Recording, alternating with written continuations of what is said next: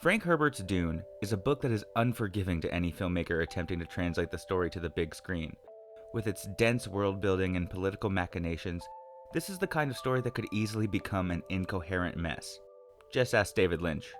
Fortunately, director Denis Villeneuve and his fellow screenwriters have managed to wrangle this potentially alienating material into one of the most exciting and technically stunning pieces of sci-fi fantasy filmmaking since The Lord of the Rings. Taking place thousands of years in the future, Dune follows members of the House Atreides, led by Oscar Isaac's Duke Leto, as they are ordered by the Emperor to take control of the planet Arrakis from the brutal Harkonnens, who have been in a centuries-long feud with House Atreides. Arrakis is the home of the universe's most powerful resource, the spice melange. Little do the Atreides know, however, that the Emperor and the Harkonnens have actually teamed up and conspired to destroy House Atreides. Meanwhile, the Duke's son Paul fights increasingly vivid visions of a future holy war he is to be at the center of. That synopsis really just scratches the surface of Dune's story, and that's part of what makes this material such a gamble to adapt.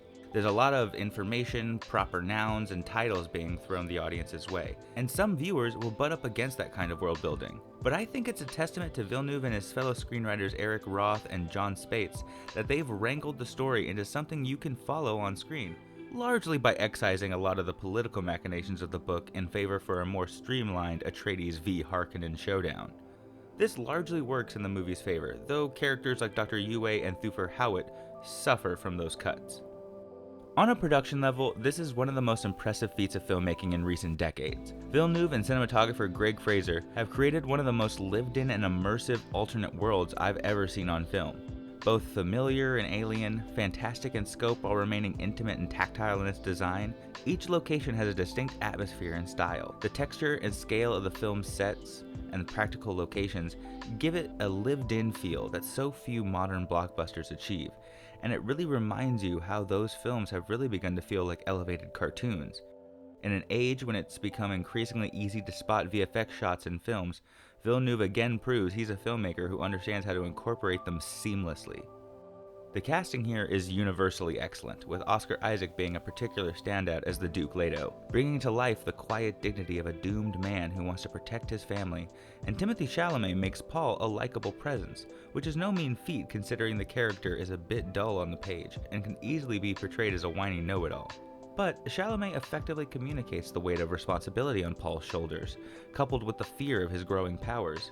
Rebecca Ferguson is also strong here as the Lady Jessica, but by cutting down the political machinations of the plot, some of her juiciest book material is left on the floor, leading to her spending much of her screen time crying and worrying about Paul.